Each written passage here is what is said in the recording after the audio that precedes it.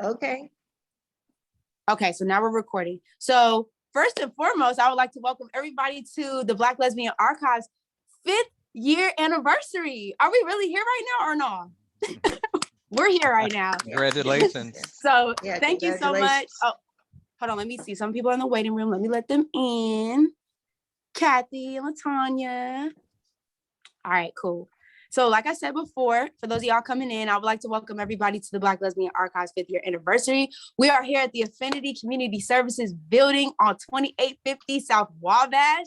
Y'all don't know how excited I was to walk in here again after years of not being here. It really honestly felt like I was coming back home to a place that I haven't been like seriously years. But like I told y'all before, I'm gonna go ahead and just kind of give y'all like an overview of some of the stuff that we've had up. Well, first of all, I want to say shout out to Gerber Hart Library and Archives, Will, for giving me the trifold so I could actually do mobile exhibits and like break up and set up and then break down for that. But let me go ahead and take this off. I have y'all on a stand real quick. So we're going to go through first what we have over here. Of course, Affinity. We got the Affinity. Can y'all see that? Yep. Yeah, I see it. Yeah. Okay, y'all see it. Okay, so I'm going to go through it real quick. If I'm going too fast, just let me know to slow down. I could be a little, a lot. We got that here. Some archival material from Affinity itself, and then just some of the stuff that I've grabbed over being here over the years. Burning Bowl. I'm so mad I missed Burning Bowl last year. I was hot, hotter than fish grease. I missed that.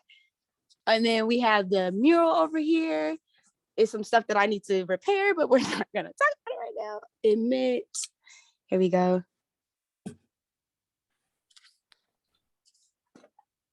In here we go.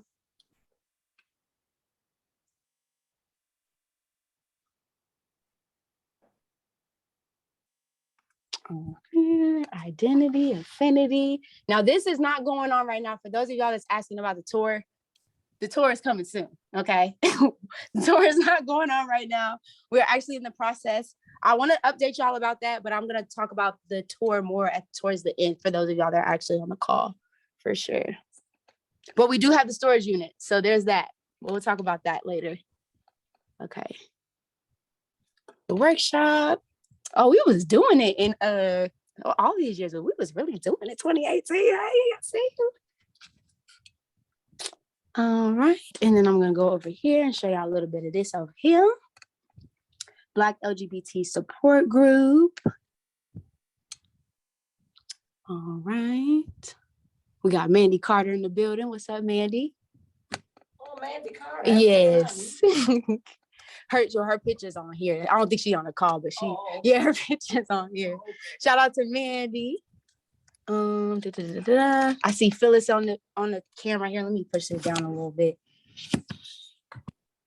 Phyllis, Women of All Colors Together, social organization for that over here. Sons of Sappho was another big one on there. If anybody is in touch with is it Melvina Gaynor? Melvina Gaynor. Melvina Gaynor. If anybody is in touch with Melvina Gaynor, please let me know. Okay.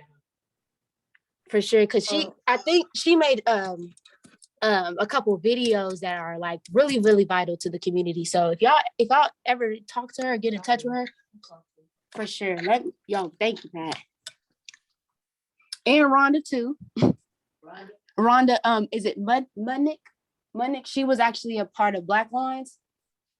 Her and I forget his name, but they were like that's a couple of editors from Black Lines. I've been on the hunt for this one right here. You know what, crew, do you have Tracy Bames' number? Because I do have Tracy. Well, I don't have her. I don't have her number. The Black Lines connection, Mm-hmm. Yeah. Oh yeah, right. Yep. True, very true. Yeah. Yep. Definitely. You know what? That's who I needed to reach out to. I usually send her all the stuff, but I didn't even send her the stuff this time. I should have. I told her about it, but she had something else. Got you. I told her I tell her all I'm already about knowing tonight. Tracy be everywhere. Yeah. She's literally everywhere. Seriously. Okay, y'all. Well, let me get into it. I put my things on here. Okay. Let me see. screenshot this and wish I could move this a little bit closer. And that's fine. Let's just move closer to the light. Okay. Okay. All right, y'all. Oh, how do I get back to my little? Hold on, y'all. Hold on. Okay, here we go. All right, we back. Oh, who is that? Who is this on here? That's girl. Girl, I know her name. On the tip of my tongue. Oh, Galen. Galen. Hey, Galen. He said, took you more than 20 minutes to get in a meeting. We'll be back. Okay, thank you, Janet. Well, It's once again, Janet Ann. It's both names together like Mary Ann. Thank you. What was that? It's Janet Ann. It's Oh, both Janet names Ann. together like Janet Mary Ann. Thank you. Okay. I like that butterfly you got on your Yeah, face. that's That's pretty. cute. Thank you. Okay, I think we got everybody in. Okay, cool. Well, once again, like I said, I want to welcome everybody to the space. Like I said before, for those of y'all that are coming in or just came in, because I just admitted a couple people into the space, this is the 5th year anniversary of the Black Lesbian Archives. And I'm excited to be here back in Chicago after, I think I was here last year, but like really back in Chicago and really here at Affinity celebrating with y'all. So everybody who's come in, I just want to thank y'all from the bottom of my heart, from the top of my heart, from the middle of my heart for coming through for this celebration and just being here, not just for Pride Month, but just showing up for yourselves, you know, showing up for, oh, hey, Hannah. Is that Hannah? I thought that was Hannah. Showing up for yourselves, showing up for just this moment. And I have a couple of panelists with me that I want to introduce, or at least let them introduce themselves. We have Anna in the building. We have Chris in the building, and we also have Pat McCombs here with me and Affinity. And we're gonna go ahead and get into the interview, and then we'll do is at the end we'll leave room for questions if anybody has any questions or discussions, and then I'll go ahead and update y'all with everything that's going on with the BLA. So once again, welcome and happy 5 years, and we end this thing. All right.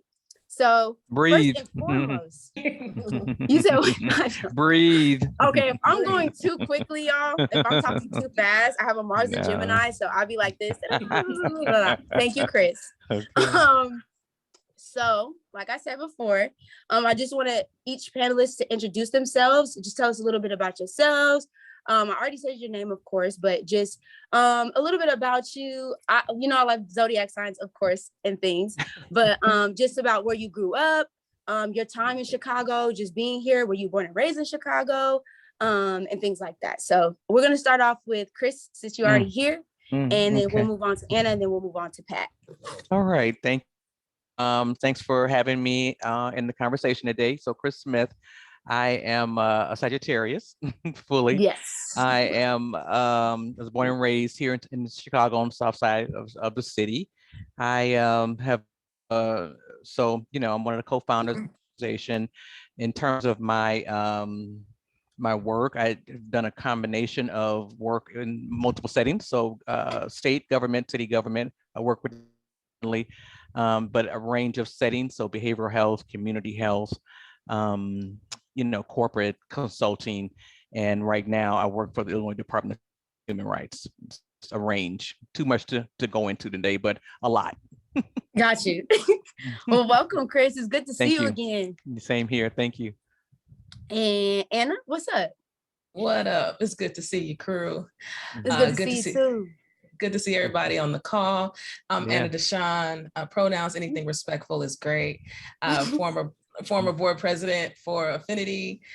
I think I have the distinct honor of saying I've served under every executive director in Affinity's history. Yeah. And right now, I build streaming media platforms that center and celebrate BIPOC and QTPOC creatives. And so you may know my work from E3 Radio and what we're building with the Cube. Right. So if you've never tuned into the radio station, please check us out. We play queer music and report on queer news in high rotation. And then we have our queer news podcast where we report on 3 queer news stories every single day, if that's your jam. And if you're really into podcasts, we've got an app coming out called The Cube, which I'm always happy to talk about.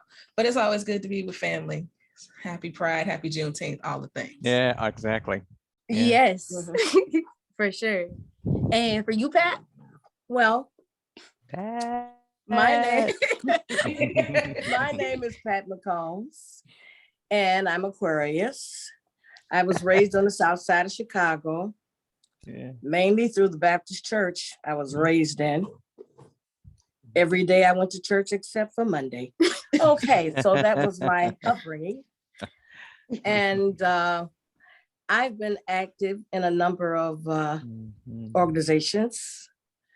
What can I say? A bunch of organizations. Mhm. Which I might we'll miss talk some about. You can names. say- What haven't you done? That's the question. What haven't you done? That is the question. That you're right. That is the question. And I'm better known for the executive suite parties that I did for about 30 years. Mhm. And just being involved in the lesbian scene in terms of advocating for lesbians, Black lesbians most of the time, but lesbians, period. Acting for their rights and just concerned about our involvement in everything, just being free. Mm. So that's about it. I mean, everybody say, I think the older you get, the more people say you're involved in stuff, or you become, as they call me, an icon, but I don't see it. Girl, but you is an icon. people say it, but I think the longer you live, the more people, I'm just a Black lesbian in the city of Chicago doing what I love. Period. And we love it. I just want y'all to know that we do have three lesbians. We have three legends on, like I say, on the call right now. So if it's your first time ever seeing Pat, Chris, and Anna, I just want you to tune in, okay? Because this is some legendary stuff that we're doing right now, for real. I just have to do it. But I didn't even introduce myself. I just realized that because I was kind of foaming off at the mouth when I first started. But my name is Crew. I am the founder of the Black Lesbian Archives. Like I said, it's our 5th year anniversary. I'm a Leo Virgo cusp, Pisces rising, Cancer moon. Happy previous Sag full moon that we had at the beginning of the week. I started the Black Lesbian Archives around this time, like I said, 5 years ago, after really trying to discover myself as a lesbian myself, more so getting into a web series. I was definitely like one of those people that was like really diving into like all the lesbian web series. And then I was just like, I just need more. I need something to kind of go off of, like, where have we been? Who are we? My favorite subject has always been history. So I really started doing a lot of research and digging.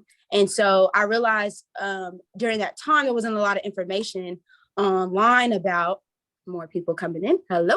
There wasn't a lot of information online about just our history and just where we've been.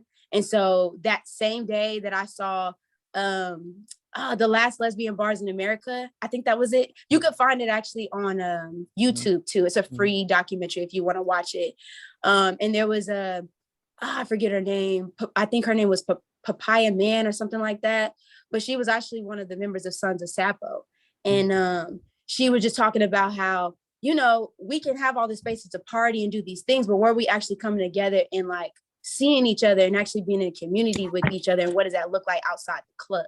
So for me, because all the places that we go to were closing, a lot of like the bars and stuff were closing down, especially at the time I was in Dallas, Texas. So we had like, S4, we had, Havana's and other places that we would go to. But in the Brick, which recently actually just closed down a couple of years ago, I was like, dang, well, if we're not actually, meeting up in spaces like Bella Noche, is like, where the hell can you go? Like, where are we going to actually meet each other?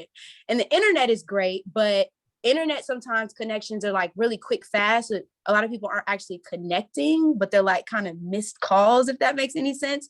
So I wanted to create a space where we can actually come together and have these discussions that we don't really necessarily have on the internet or in the bars when we twerking and throwing it, right? And actually try to figure out what we could do to still build community outside of these different spaces, right? Because our places that we usually go to are closing down. So that's how the Black Lesbian Archives kind of came to be. And it's just been kind of going kind of going on as we go, and things like that. So I did want to ask y'all exactly what was it like actually growing up in the Chicago community? And anybody can answer that first, second, third, whatever. But what was it actually like growing up in the Chicago community? What are some of the spaces that you remember going to, or what kind of, I always talk about like coming into self stories and things like that. Is it something that you all always knew since you came out the womb, or was it something that you had to kind of gradually come into? Like, what was that like in the Chicago scene for y'all?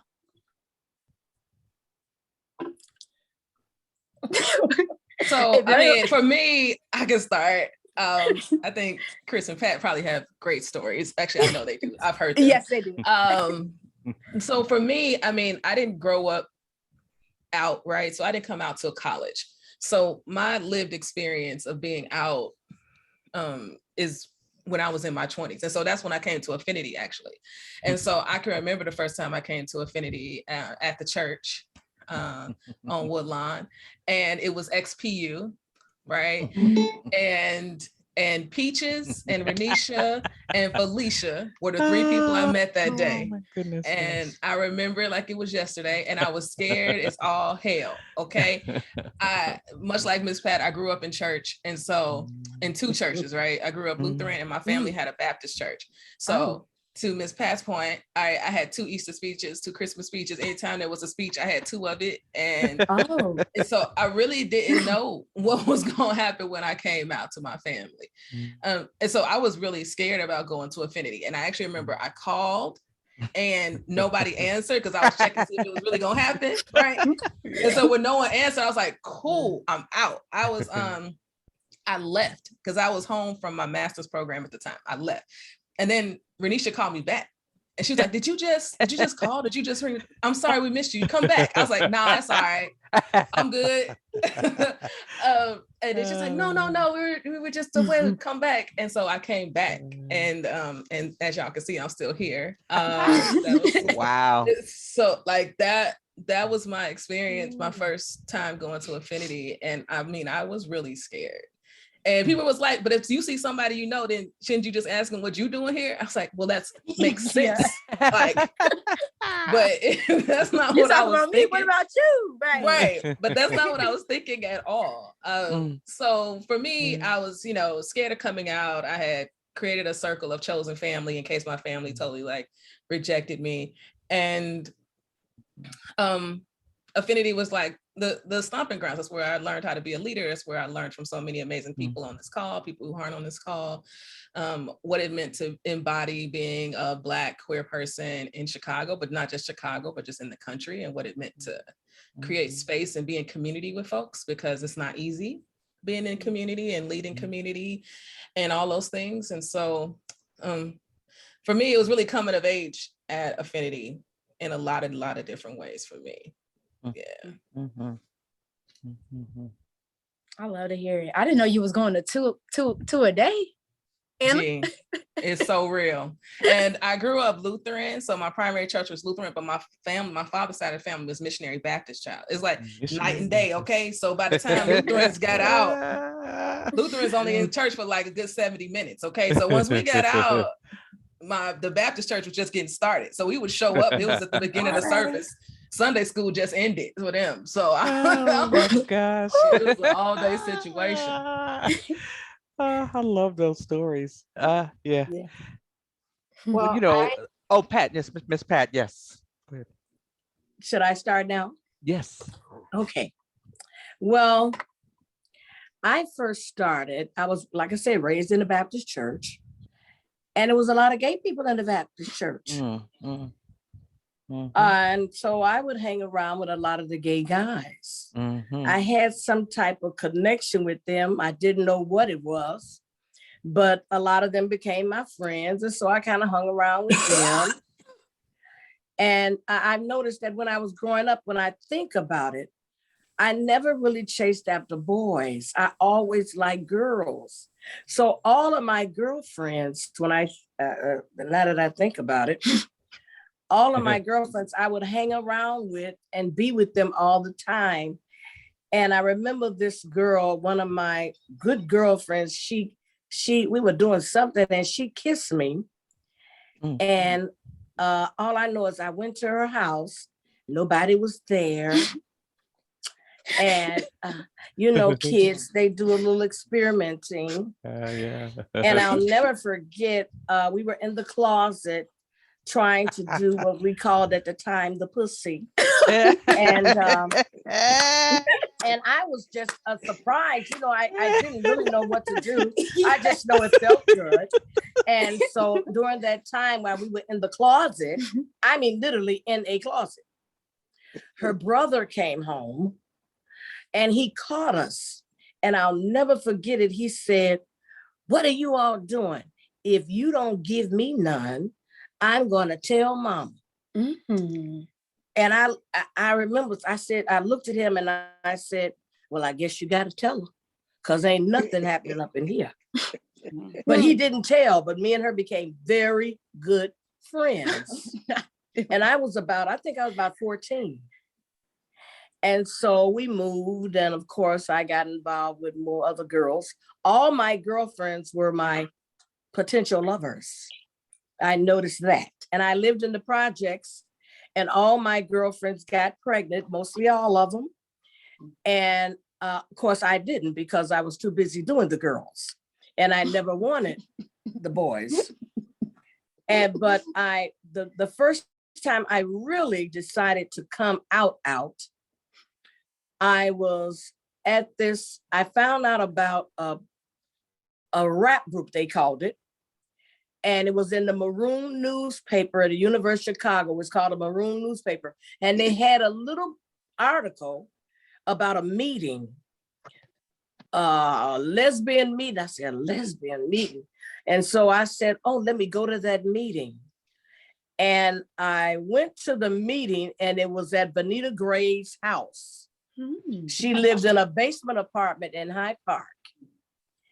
And of course, I mean, from there, I got to know a lot of different lesbians. And that's how I got involved with going to the bars and doing various activities with lesbians, because we would have a rap group meeting. We'd sit around and talk about different issues related to lesbians. So I learned a whole lot from that experience. And I ended up joining the lesbian center on the north side. It was a lesbian center. We would go there. You're talking about the women's the Cancer Project? No, that wasn't even in Moving existence. Coffee House, Mountain Moving Coffee Mountain House. Moving Coffee House, okay. of course. Mm. And it was a hotline called Wicca. Yes. Remember Wicca? Yes. And then I said the lesbian center was on Berry and Clark upstairs at Links Hall. And they had a hotline. Yes. And you could, but I decided to volunteer to be on the hotline talking to other lesbians who wanted to know what was happening in Chicago. And the reason I did it, because I didn't see enough women of color. I didn't see our faces. So I decided, I said, look, if I'm the only Black face, I'm going to be there, because Black women are calling. And I just felt like they would like to hear a sister. And I would tell them more about the different activities. And of course, the rap meetings that we had, we called them rap meetings at the time. And so that's how I expanded myself in the community, joining different organizations that had more white girls. And I decided to be a part of it. I was involved in so many, I've always did parties. So I joined different organizations and helped to organize various parties, mainly for women of color, because we didn't have a lot of places to go, or we weren't accepted in a lot of places. And of course, that was the incident where I protested with August and CKs and kind of switched around with the IDs. They wouldn't let us in. They would only have their certain quota for letting Black women in. And then I felt like, well, hell, why should I worry about them? We can do our own damn parties. And that's what encouraged me to start to be involved, because I didn't start Executive Suite. I just got involved with it. That's a whole nother story. So that's all I mean, and of course, camping in Michigan Women's Music Festival. I was involved in that. So I mean, you know, so much. In my story, it would take too long to say all of that. Well, thank you, Pat. Well, I would open it up and just ask about Chris got to talk. Oh, I'm sorry, Chris. Oh, welcome back. I think you dropped out. Yeah, my internet. I did. My internet won't let me be good today. Won't let me be great. Yeah. So many of you, if you've been around for a while, you know I was raised by I call them a pack of lesbians. So my mother, Robbie, Not the Pat. a pack of lesbians, Yes. and her friends. And my mom was pretty young when she came out, so her late teens. And older Black lesbians basically took her under a wing, and they became her community and mine at the same time. Even though they took me to literally to like first day of school all the way through like high school and graduation, I didn't really come out. I was liking girls very early on. Let me just say that. So I, had crushes and all that, but I didn't come out until my 20s for lots of different reasons. I thought, let me just see, let me figure it out, let me see. And then I was like, nope, not that, not that. This is actually where I'm situated. This is who I am. And then let me just say this. I expressed my sexual identity in my 20s. I don't think I really came out until I got involved with Affinity. So that was when I really began. That's when I came out in the classic way that we discussed coming out. So, yeah. Most definitely. It's so beautiful how when you are in a place of questioning and when you really trying to find yourself and you can go into a community where you feel safe enough to like really explore and be who you are, that those things kind of usher themselves in just so naturally. And I feel like every person, you, Pat, Chris, and Anna, y'all all have said not the same things, but it's just funny how all that's kind of led to, you know what I mean? It's just a beautiful thing to see and witness for sure. And that's why I love spaces and really encourage people to create more spaces. And not just online spaces, but real spaces that people can actually come and like just decompress and like just let all their defense systems down and stuff like that and just be in connection with people who see them, for sure. So thank y'all for that, for sure. Absolutely. Absolutely. I do want to ask about just coming into Affinity. I know we talked kind of like around it, but just like the work around Affinity. I know for you, Chris, just what that was like, just bringing into Affinity or coming into Affinity, the founding of Affinity. For Pat, I definitely would like to go into the Aquarius Air Connection.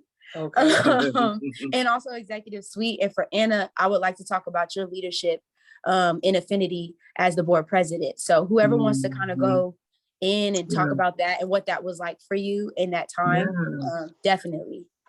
So I just, so I mean, there's so many stories about the coming into and the origins of Affinity, right? But essentially there were a group of sisters, and at the early time before we established ourselves, there were gay men there as well. So it wasn't, it was a collaboration. And I think what you just said, Crew, is still true, right? Essentially. So there was an opportunity for us to figure out, like, how do we think about community building for ourselves? How do we think about, and let me just say this now, I can talk far more articulately about this now than I could back then, right? What I knew in my gut then was if there was me, and if there were people like my mom and her pack of friends, it had to be us as well, right? And I say that with the most affection. They took care of her and they loved her, right? And so it was the way that we have historically in Black communities, right? And through civil rights work, through church work in many ways, right? How we have come to create what we feel like is a space and a net for us to live and to live in all the ways that we should and can be. And that took on several different iterations. The early group that started kind of the first founding charter, Lisa Pickens and Melissa Petty and LaJanice Jordan. And there were just other people there, right, that supported us around that. Were not the people who then said, okay, let's decide we're going to plant our roots someplace, right? So we gave some really good foundational roots. And then there were other groups, as there were as many, many years along the way, that said, let's water this in this way. And let's figure out how we think about what it means for us to be in a classic. And I use the term out because that is a really a loaded term when we say Mhm. out, right? Because that can be really attributed to white gay men and white LGBT world oftentimes. Because as Black queer folks, we are situated both being present and invisible at times. But Yeah. we did feel like we needed to have whatever that looked like, an opportunity for us to be able to come together and have a mirroring face that looked like us in many ways, right? Right. And so it was out of that. And then it was out of the space of like, how do we use all of our skills to figure out how to make something happen? We weren't quite sure. We didn't have all of it organized. And then we figured it out. And then we grew. And then it changed. And then it morphed. And then there were different iterations as we went along. But it was about how we ground ourselves and how we reduce some isolation. Because some things that are occurring today was still true then.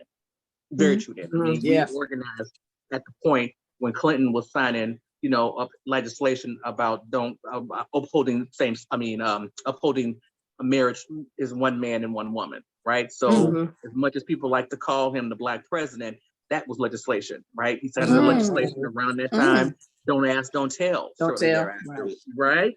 And so that we organized at a national level within that context. And I can talk a little bit more about other organizations and then what it meant to be in the city to organize among Chicago's queer community. Goodness, yes. I just love hearing these. Just love hearing these kind of stories. Seriously, I want to thank you and the Wolf Pack and the Lesbian Pack for raising and just. And I love the fact that even though that's what you were surrounded by, you still gave yourself the space to discover that for yourself instead of feeling like you had to just automatically jump into that because that's what you were surrounded by. I think people sometimes when we just even talk about just lesbian parenting, a lot of times people just assume that their child is going to automatically be gay. And it's like, no, that's not necessarily the case. They kind of have their own life to live. So I just love that you were able to allow yourself to be like, you know what, let me just see, this is what I want and really sticking to that. So it's pretty dope. My mother struggled with that, right? Because of all these kind of stereotypes and stigmas associated with that. So was it nature? Was it nurture? Was it, the way that when people put perversion on it, was it grooming, kind of community activity? But we know that we are who we are, right? And so I was able to be all right, to your point, finding my way on my own path. For sure. Anna, you want to chime in? Yes, for sure. So being president of the board, it's an interesting place because it's a lot of responsibility. It is not about being in the front. It's about all the work that never makes the front page of any newspaper or any, don't nobody care about the work.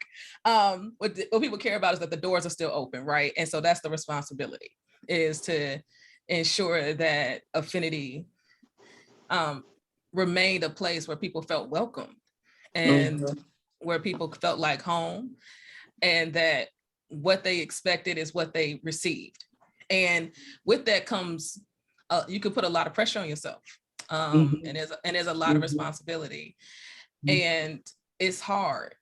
Like, I don't want to like over glorify it. It's tough work, because you're working with people who also have very important jobs, who have a lot of responsibility, and trying to coordinate with a whole bunch of people with different personalities. And oftentimes, if you got the nerve to be on the board, you're probably a leader and you probably got a lot of opinions. Okay.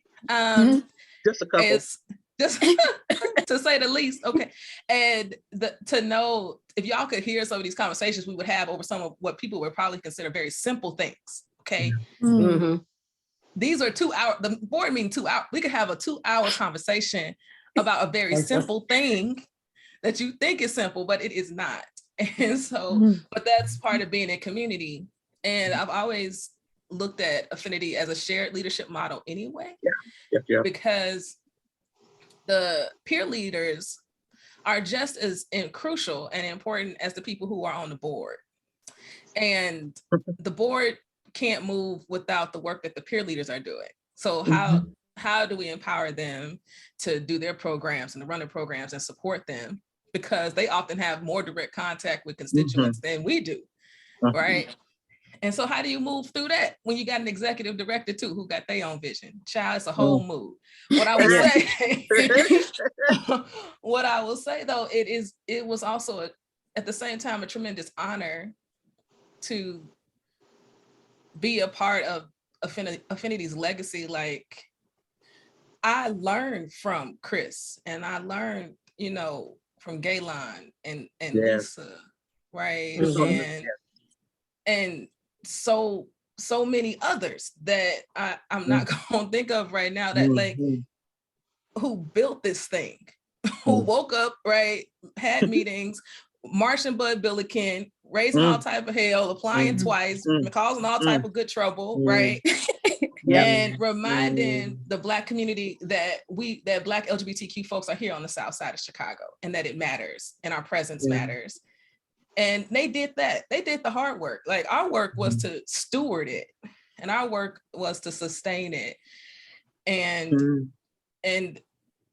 to have the opportunity to serve under Kim, and then have the opportunity, right, to serve under Imani, and to serve alongside these like amazing humans, and then to serve with Chris when Chris was interim, right? I mean, I'm a pretty lucky person. Yes. I'm a pretty lucky person. And at this point, right, my hope is that we can just continue the legacy and understand that there's ebbs and flows in this thing. Like, organizational work is an ebb and flow thing. And the fact that Affinity is still here, and some other organizations that started at the same time as Affinity are not here, right? And we can't forget the Amigas Latinas, right? And the work, Amigas amazing Latinas. work. Cooley's and that history. the Bond, Chicago Black Lesbians and Gays, Right. Greater Chicago Committee. I mean, we can just go through the list on of them. and on. Right? Yeah. Yahimba. Yahimba. Literary Exchange. Right. Powwow. Powwow.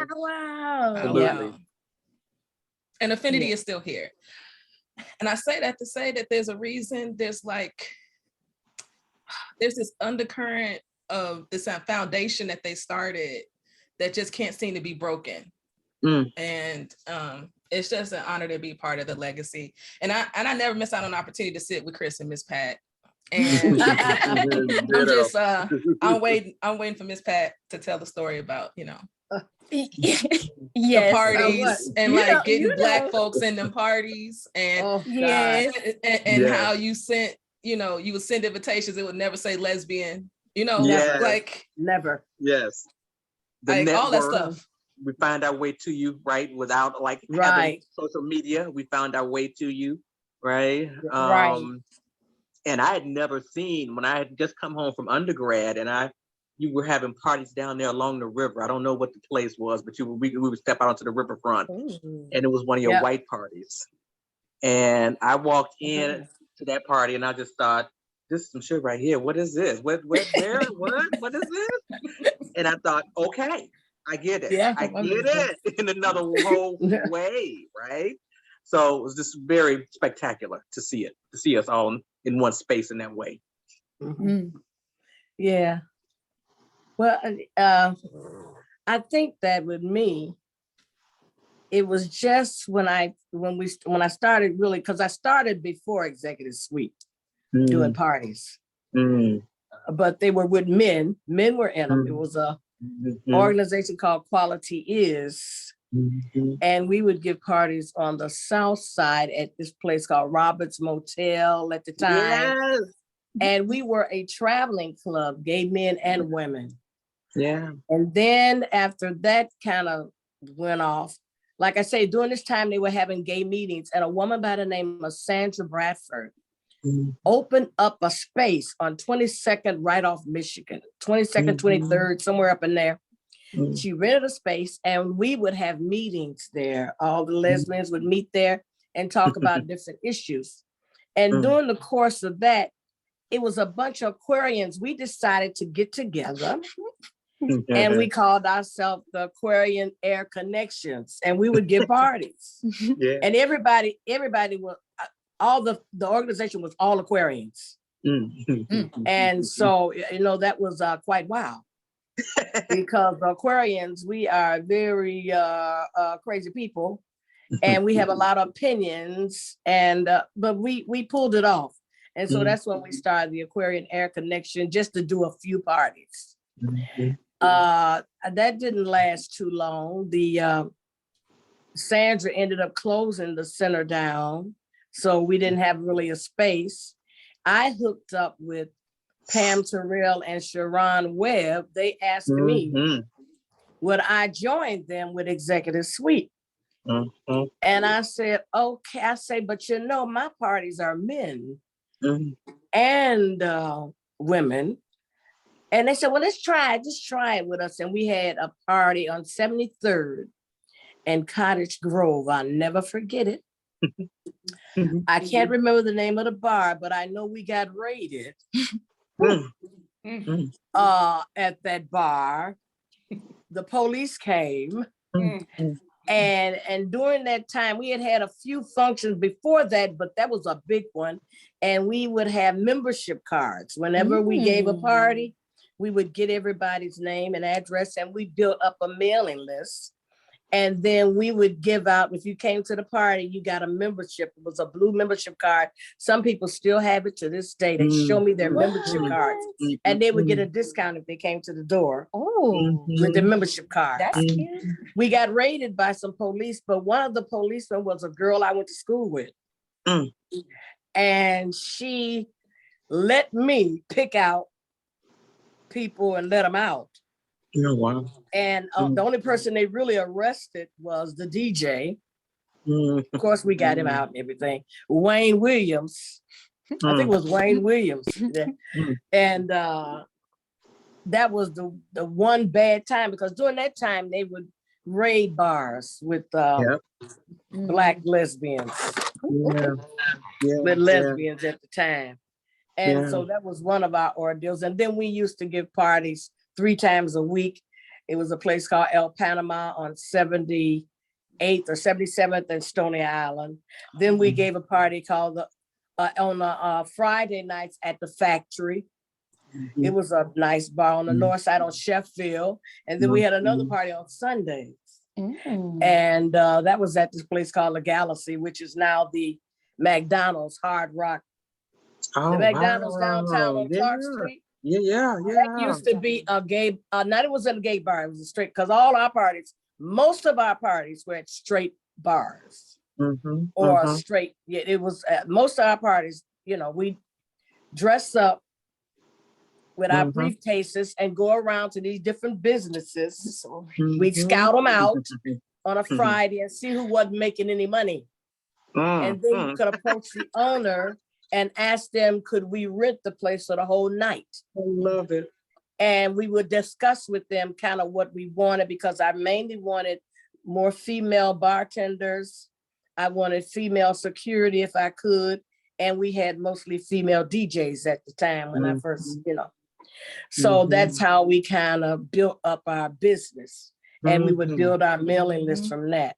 Nothing said lesbian on it because I was in the closet. I was teaching school. I was working for the Board of Education, and I could, you know, I eventually came out. Well, people bring you out, because parents that some of their students, the parents, I would see them at CK's and Always, and eventually I had to come on out. You see the parents of the students. You see the parents of the students at CK's. Yes. So I had to come out eventually. And then they came to my parties. So they say, aren't you Miss McCombs? Wait a minute. And after I got into the Gay and Lesbian Hall of Fame, it was on Channel 11 doing Gay Pride, showing my induction. So I really came out. And the way that happened is because one of my students said to me, oh, Miss McCombs, I saw you on Channel 11. Yes. And I knew it was when Mayor Daley was taking a picture with us or something. And I said, oh, did I look good? And he said, yes, Miss McCombs. I said, thank you so much, darling. Now open your book up to page 120. No. Your math. Next piece of business. And went on about the business, but I had to come on out because I would tell Tracy, don't put me in that paper. Don't put me in that paper. Yeah. But after a while, I told her, just go put me in the paper. I don't care. You know, but that's how that. But one thing about the party scene, I love doing it. Oh my God. But I always felt that I had to be a part of organizations that was doing something beyond the bar scene. Yeah. You see what I'm saying? So that's why I would support Affinity, Yahimba, the Chicago gay and lesbians. You know, I got involved with different organizations because that was my really craving to be involved in the political aspect of it, even though I never thought myself as political until they told me. But I just felt a need to do more than just the bar scene. You know, you know, I was stimulated by that more so. But the party scene was nice, like when we had the bar Sweets for a hot second. Yes. I had a bar. And I just couldn't keep it open because I said more lesbians need to be educated than entertained. So I couldn't keep that bar because it wasn't me, you know, sitting at the bar business. It wasn't me. So that didn't last. But you know, it's really difficult doing what we did because you don't just, when you do parties, you are involved a lot of times in lesbian lives. You know, we pay for funerals. We've had people when they get burnt out, we had to take care of them. I've had to get people out of jail, bonded out of jail because they were drunk and they had an accident that night and they call us and we had to go get them, hospitals. I mean, you know, we did the whole gamut. It wasn't just parties. You know, you do a lot of things, you know, so. But then you also, like, the way you promote it, I mean, you all would go to people. I mean, y'all were calling people, y'all would go to people. I mean, there was we did. The relationships that y'all had with people that attended y'all parties. I mean, it was tight. Yeah, well, see, another thing we did at the parties is I always like to walk around. I like to walk around and eat and mingle with people. And I like to know who's there. I like for people to feel welcome, like they're at my house or something. And then I had a crew that would be at the parties and they'd walk around and make sure everything was safe. That's another thing people didn't know. I always had groups of people to walk around and make sure everything was all right. And if they saw something that was a little unrest, I was able to get that information quick and dispel a lot of things that might have happened. You know, like I didn't believe in fighting all that stuff. I would snap, crackle, and pop. I would, and you know, and talk to the people. But we did a lot of little things. You know, we had food and we did a lot of things. Like we had a lot of networking at the parties. We would have people to do networking, and I'd say, "Oh, go to this," and we make announcements for different organizations. So we tried to keep it well-rounded, as well as our boat rides and trips. We traveled to different Pride Fests, you know. We did New York with the 25th anniversary of Stonewall. Oh, nice. We did a lot of different things. Nice. You know. So nice, more personal, I think. Very Than personal. nowadays. Not so much, you know, this internet, you know. Yeah, it is. That's It's why different. I love being a flyer. I like a flyer. And like she's talking about the invitation, because it's like you actually going up to somebody and being like, hey, I got an event going on. You know what I'm saying? Instead of it being like internet is cool, but I just feel like the reach is different when you're actually face to face with somebody, or like I said, hand delivering stuff and being like, yo, could you, you mind coming to my thing? So it's a beautiful thing. But I guess to just kind of, what'd you say, Chris? I was just gonna say to that point. Some of our first organizing was exactly like that, right? So we were going into bars on 79th Street. We were going into places that had, you know, saying, hey, we're out. Yes. You know, we're lesbians, we're bi women. Gaylon can speak to this, right? Come on out and join us. And folks were, they were nice enough. Let me just say that they were nice enough, but it was a different way of thinking about like how we would develop community. And so it just took some time for us to develop that, but it was all old school. It was newsletters. It was newsletter folding parties. It was mailing list development and cultivation. It was phone call and phone banking people. I mean, that is literally the way we began, because that was the mechanism for us to reach people. Those were it. That was it. That was it. Yeah. And I love that, because it's very personable. You do develop a different kind of relationship with people when you do it like that versus like, just like I said, that touch go that you kind of have on the internet, you know? So I still encourage people to do flyers, still encourage people to like actually talk to people, you know, if you do have an event or just you're trying to get the word out about something, like instead of just doing internet blasts, if you can, you know, be in touch with somebody face to face, definitely do it. It's just like I said, a whole completely different kind of relationship that you could develop with people with that. But I guess I think the last thing to just kind of wrap it up is like, what would you say to, you know, not just people that are watching, but just people who are going to be watching this after, just people who are still in question, you know, or still just trying to really understand themselves on a different kind of level. Like, what is some of the advice that you wish that you would have had coming up, or something that you wish you would have heard, or things like that you wish you would have had coming up, to kind of ease that, I guess, ease that process for sure. Just a little words of wisdom to leave us with. Yeah, so I guess the one thing I would say is that you're enough, right? You're enough. So I keep seeing that sign. Create anything different or anything, be anything different. You don't have to be anything different. You don't have to, I mean, it really is true, right?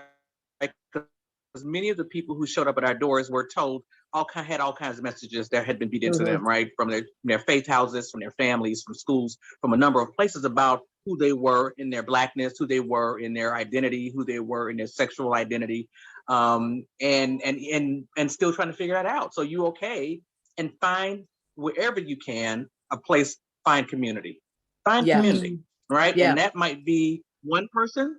It might be a group of, a pack of people. It might be, you have to find community, because that in many, many ways was the way that we saved each other, to be honest with you. That was how we saved each other.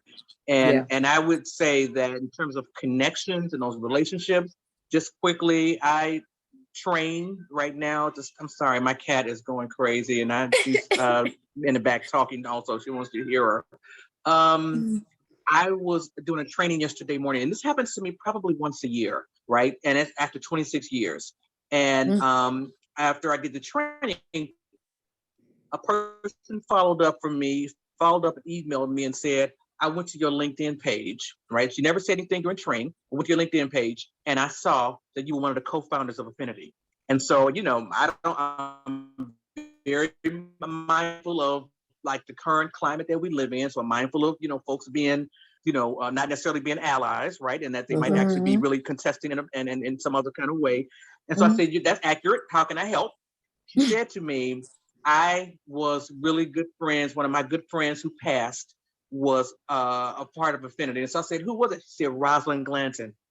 And so many of you know who Roz is, right? You didn't show that. Yeah, she on the, let me show y'all. Hold on. She's on the wall. Y'all. She's on the wall. She is on that wall. She's on the wall. There she goes. Exactly. Exactly. She said she was one of my best friends. We went to Illinois Wesleyan together. She loved Affinity. And I just want to acknowledge this and acknowledge that she's looking down on you. She's looking down on us.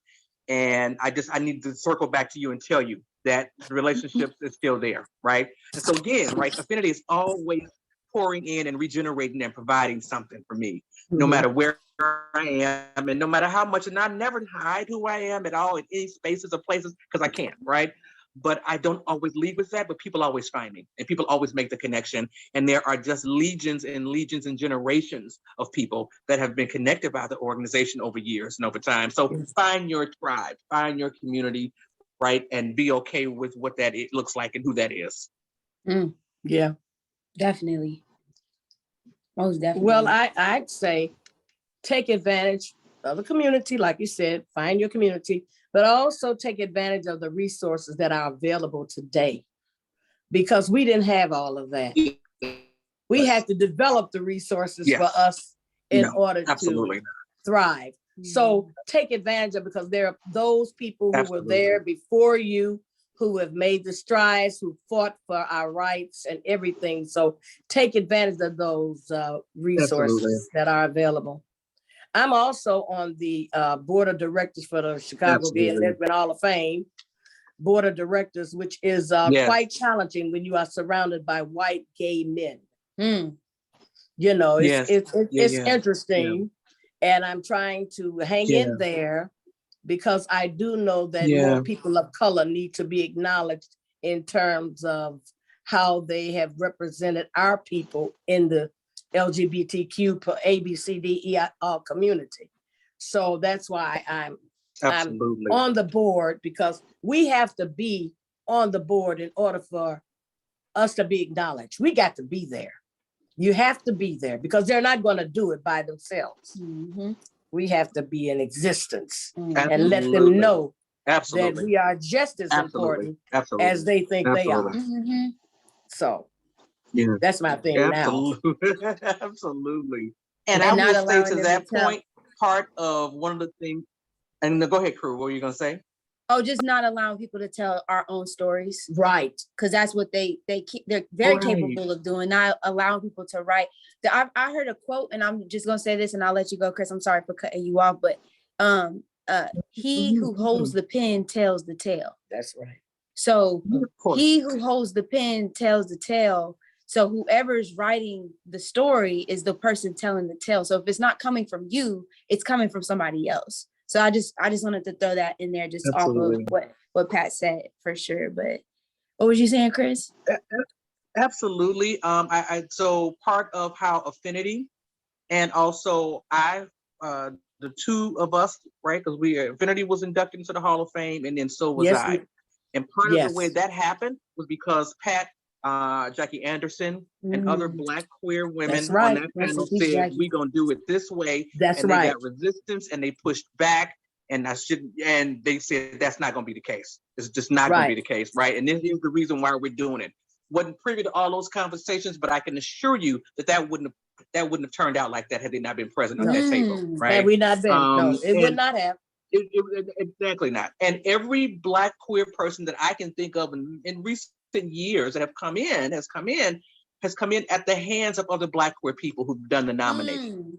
I mean, let's just be honest with that. Yeah. So you do get some crossover occasionally, right? Oh, we got our allies in there. Kathy Munzer is a very important. Kathy Munzer. She was on the call too. Susan. Kathy, absolutely. You know. Absolutely. We totally have allies. Absolutely. Oh, yeah. So Tracy, Kathy Munzer, right. Some of the Hispanic, the Latin women, women, so we do a number of oftentimes in those spaces, right? Because they're used to showing up and taking space. And so to Pat's point and your point, we have to show up in those spaces, and we have to take up space also. Yeah, definitely. For sure. So I have nothing else to add to that question. Like, what do you say after Chris? Not you, Pat. Like, what? But I mean, for anyone that's not out or struggling, I think a key thing is just like to do it in your own time, and to be kind to yourself and to be patient with yourself. Like, there's no race to coming out, and there's no right time. It's like your time and in your way. Yeah. I recently reported on the Australian actress Rebel, who was she was forced to come out recently because an Australian journalist gave her ultimatum, like, I'm gonna run this story in 2 days about you and your girlfriend if you don't come out first. What? Yeah, they certainly did. They outed her. So they were gonna choose to out her, and she chose to out herself. And it's just unbelievable to me that people are still doing that to people, you know? Right. And so we reported on it on the podcast.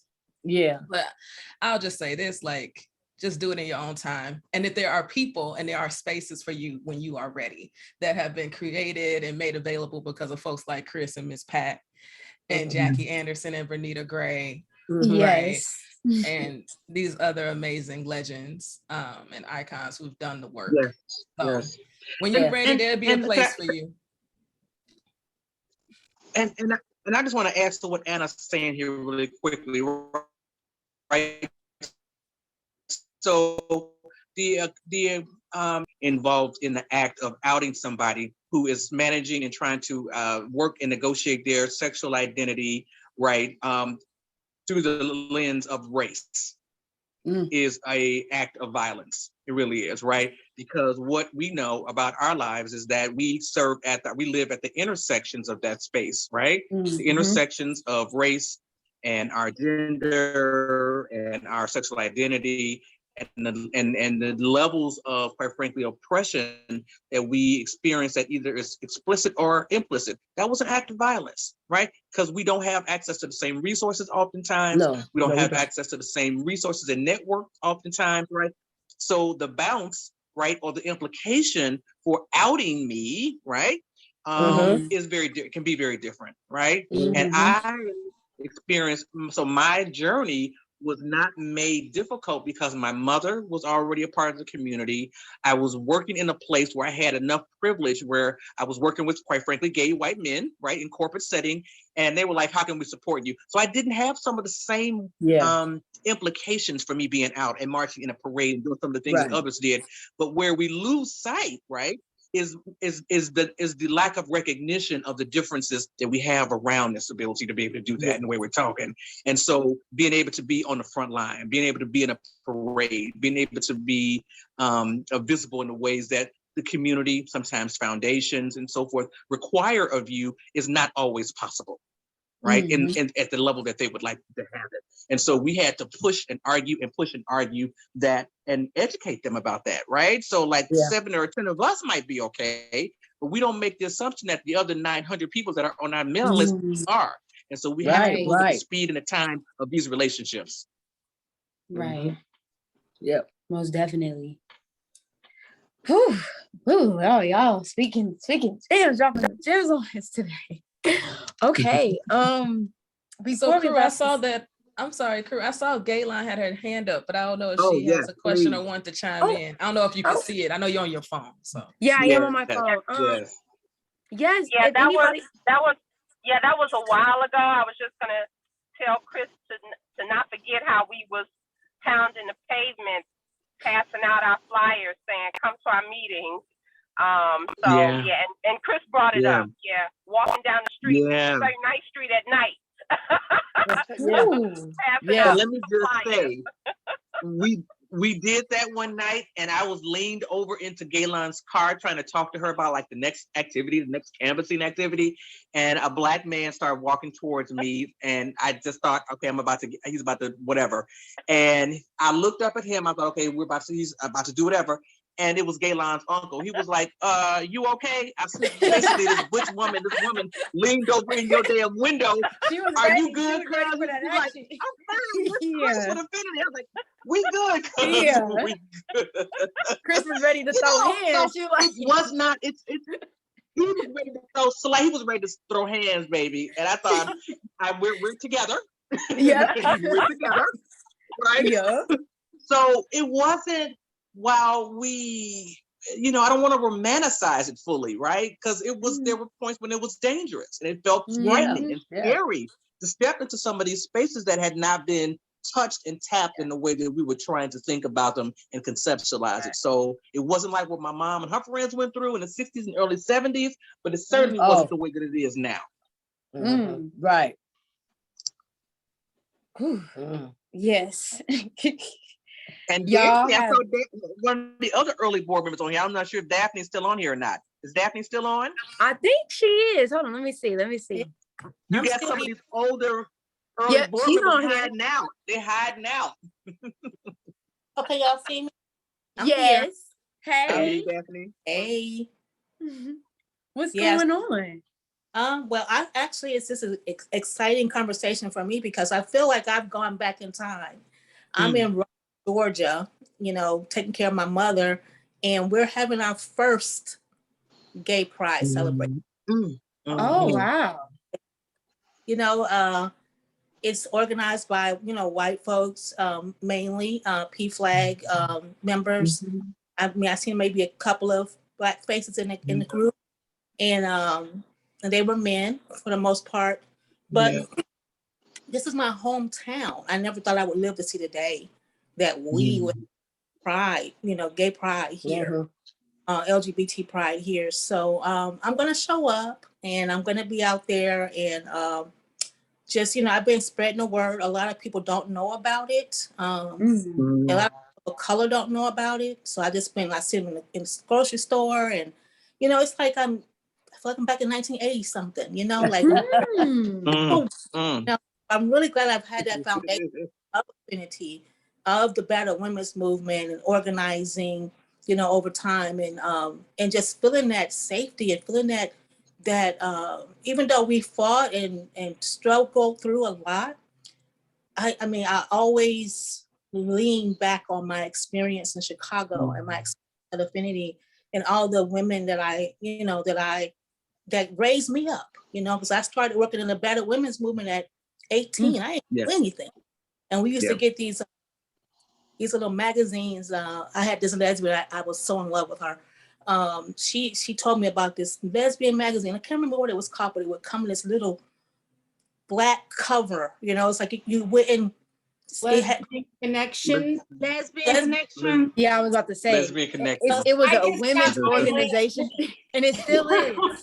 It wasn't black envelopes. It was regular business side. The brown ones. It wasn't The a brown lesbian ones, connection. And them big damn old staples that you would jab yourself with. When you Right. Remember That's the lesbian Ouch. connection. Right. They didn't have the black thing. Right. Miserable.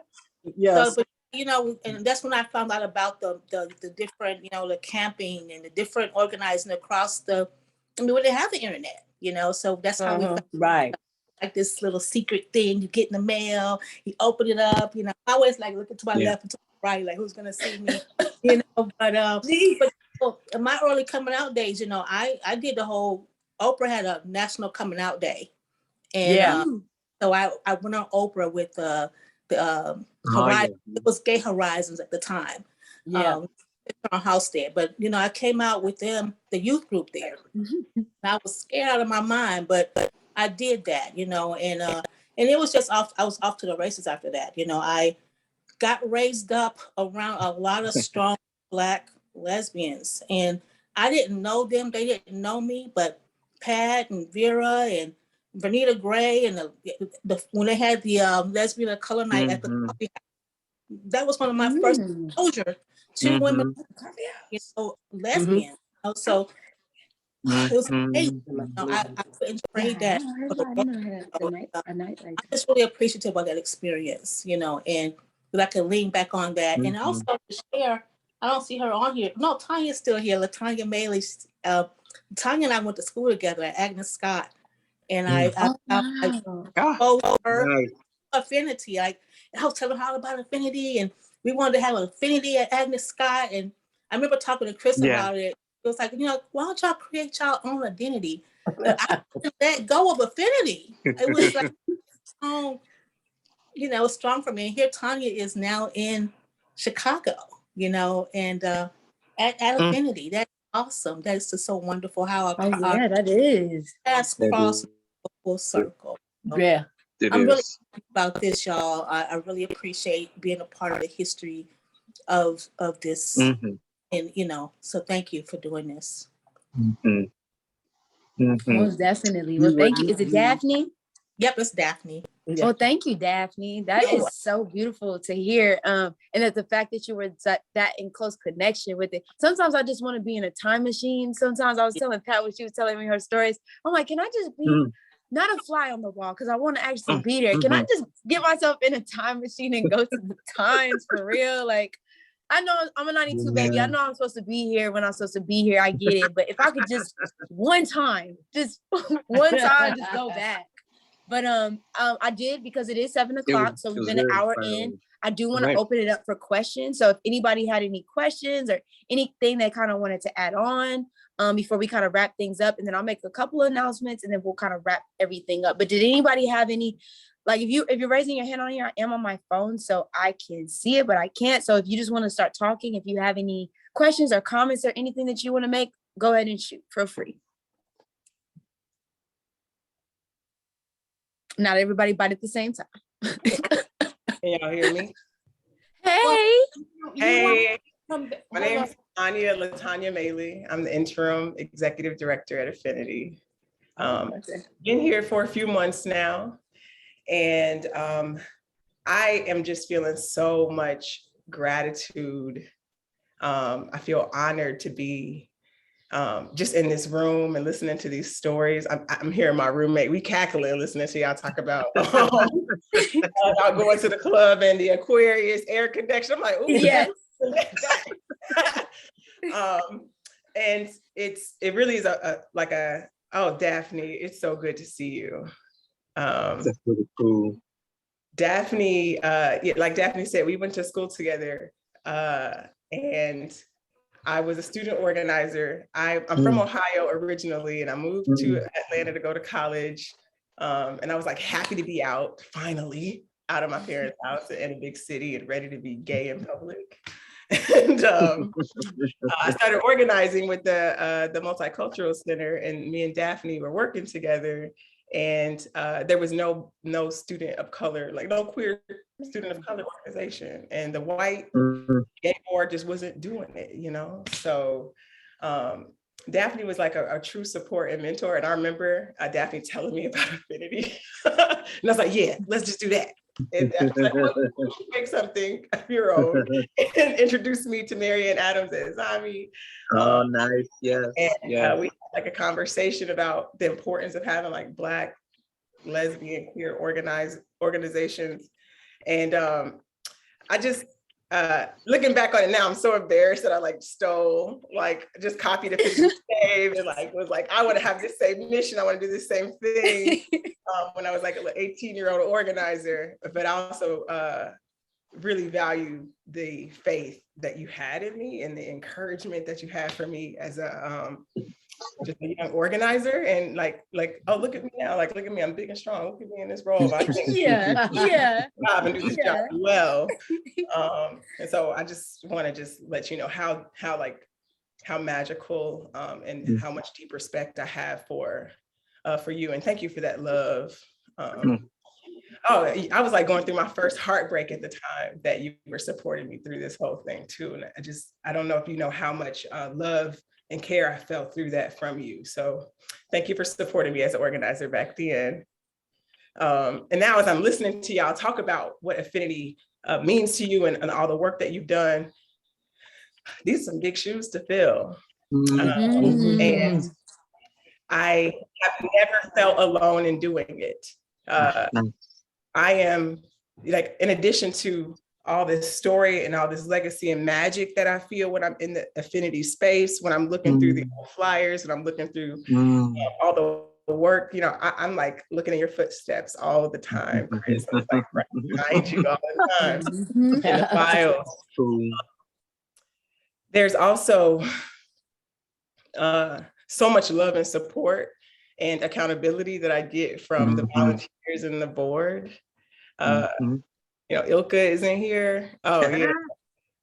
Yeah. So I just want to just honor how much I think part of the reason why Affinity persists and Affinity survive is that there is deep like love and intimacy, and conversations like this remind me that what we're protecting, the space that we're holding for Black, lesbian, Black queer people, Black trans people, Black women, that's what part of what we're surviving. It's not just surviving the attacks of homophobia or racism that are put on us, but there's something glorious and magical here. And I'm feeling intensely right now. I'm very motivated right now. I'm looking forward to celebrating with y'all and seeing y'all that can make it out Saturday to the family reunion. I'm glad to join the family, to come back to the family. And I just want to thank you all so much for this space. Thank you, crew, for putting this event together. Of course. You know, we got to go out with a bang. You feel me? Got to go out with a bang. Thank you. Oh, Chris, you're going out. I have invited people to come to Nobody's Darling. Can you hear me? Can you hear me? Okay, I can hear you now. We're inviting people to come to Nobody's Darling also tomorrow night. Yeah. We'll be there tomorrow. I'll be there. There. Yeah. Yeah, definitely. Yeah. I didn't even I was gonna do the announcements at the end, but yeah, definitely Nobody's Darling from 4 to 7 tomorrow. Renata, I don't know if she's gonna be able to make it. I know she just had a birthday a couple days ago, but Renata won't be able to make it, but we'll all be there tomorrow. And also too, Latanya, I know I told you if you want to bring a table for Affinity tomorrow too. Just table. She has a space that you could table there. And I'm gonna try to, can I actually, while we're here, can I actually bring a table up there? If you got no tables. Yeah, we do. Cool. I'll keep one of the tables for Saturday, so you can pack up one of those folding ones. Okay, thank you. Okay, cool. Did you have anything else you wanted to say? Did anybody else have anything that they wanted to kind of bring into the space before we kind of wrap up? Probably maybe 2 more people, if anybody else wanted to say anything. Well, the one thing that I wanted to say to you is that in that time capsule that you want to go back in, could you bring some of this betterness that we have now that we have all worked so hard for back, so we don't have so far to come again, because we're not that far ahead. So that's what I wanted to ask you to do when you find that time machine. Bring some of this Can we bring it back? Awareness already here back with you, so we don't have to start so far back. Oh yeah, I tell people all the time, like, you don't necessarily have to reinvent the wheel, because the wheel's already been made, but you can tweak it. You know what I mean? The system needs to be completely destroyed, but the wheel, it can be completely intact, but you can tweak the wheel. So, for those of y'all that are here, and then those of y'all that are actually going to be watching this afterwards, talk to your people. Like, yeah, you could look online for so many things and find and uncover stuff, but you can't always trust everything you see on the internet. That's another thing. Discernment is a very big thing, but also to talk to the people around you that were in it, that were doing it. You know, don't feel like you can't reach out or anything like that. A lot of people kind of like, we talk about like legendary stuff like that, right? Like, I'm always like the legend, but we're still all people. Like, reach out, have those conversations if that's something that you're interested in, like looking into and knowing about, because essentially what we're learning about is us. You know what I mean? This is a lineage, even though it's not like your blood lineage. This is a lineage of women and people and everybody who's come into this that can actually teach you something that you might have not even known, on your own. You feel me? Yeah, be a bridge. You know what I mean? So, intergenerational is really big. It was always really big for me, even from the start, because I'm like, we only know so much. So you have to go back. You know what I mean? In order to move forward, you got to go back in order to be present here and move forward. So talk to your people, and just see whatever questions that might come up or you might have, allow yourself to extend yourself to that for sure. So. And I would just add to that, crew, that was always a part of how we organized, right, our praxis and our thinking around this work, right? And even when there were times when funders said, you got to just decide that this is what your focus is going to be. And we said, but that's not who we are. We are all these things, right? So we won't just decide that we'll just serve youth only. We're not going to decide that we'll just do 40 pluses only, right? We are going to decide that we're going to also have an active organizing component, because that's a piece of direct action as another form of organizing, right? And so we have to own that space. And then those who are the second and third gens have to also, not they don't have to, the goal would be that what you're doing, which is that you still keep it alive, and you keep the connections alive, and that keeps it moving, and it keeps it honored. Right. Exactly. And Latanya, I didn't say welcome.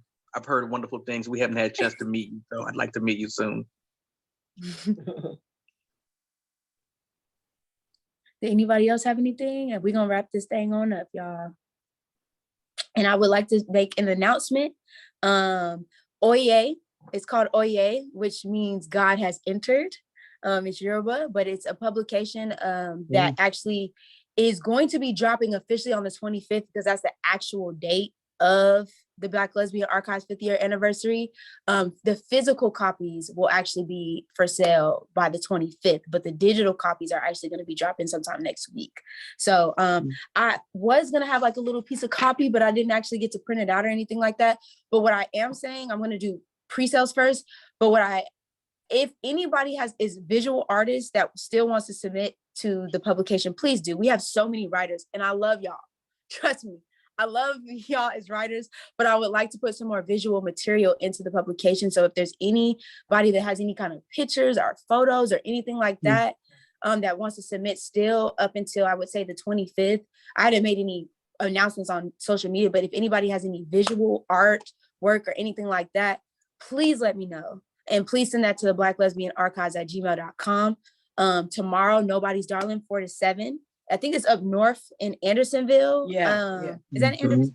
Yeah. So Nobody's Darling, if y'all look that up. And then Affinity's actually having on 83rd and Western, the family picnic from 1 to 4. So y'all make sure y'all definitely come out for that too as well. But other than that, I just want to thank everybody for coming out. I want to thank Anna, Chris, Pat. I want to thank LaTanya, all of y'all for being supportive and coming through. I do have goodie bags for y'all too as well. So once I see y'all tomorrow, I'll give those up to y'all. But thank y'all for sharing this space. Like I said, beyond just pride in general, just, man, like really, I just every time I get into this, it's just I get overwhelmed about it. But just really take all this stuff in, sit with it, and what did my principal used to say? Make it a great day or not, the choice is yours. That's what she used to say. Make it a great day or not, the choice is yours. And turn up for me one time. Even if you staying in the house for Pride, turn up for me one time, turn up for yourself. And thank y'all so much once again for coming through for this. Like I said, it is recorded, so it will be on the YouTube channel next week. And also on the website if you want to check it out. If you missed it or if you know somebody who missed it, just let them know it'll be on next week when I get back. So thank y'all. Did y'all have anything else? I'm about to close this out. Anything? Somebody just messaged me. Thank you, Pat. Thank you, Anna. Thanks to everyone else. Oh, thank y'all. Oh, yeah. Hello, Edna. I just seen you come in at the end. And thank you so much. You're about to go out. Oh, yeah. My phone about to die too, yo. So hold on. I think somebody... Miss Pat looking out for Thank you, crew. Yes, be like, that phone about to die, ain't it? It is time to die. Because it is. It is. Somebody direct messaged me, but I'm not sure who that was. Was that Nicole? Was that you, Nicole? You should just check the report later. Yeah, we're gonna check that report. But because anyway, you're gonna need your phone. Yes. If you want to get in touch, blacklesbianarchives@gmail.com. You can definitely subscribe, blacklesbianarchives.com. You can subscribe to that to keep up. And we'll see y'all soon, y'all. Much love. See you. Much See you love. at the party tomorrow. Yes. All right, bye. Thank you. All right, bye. Bye-bye.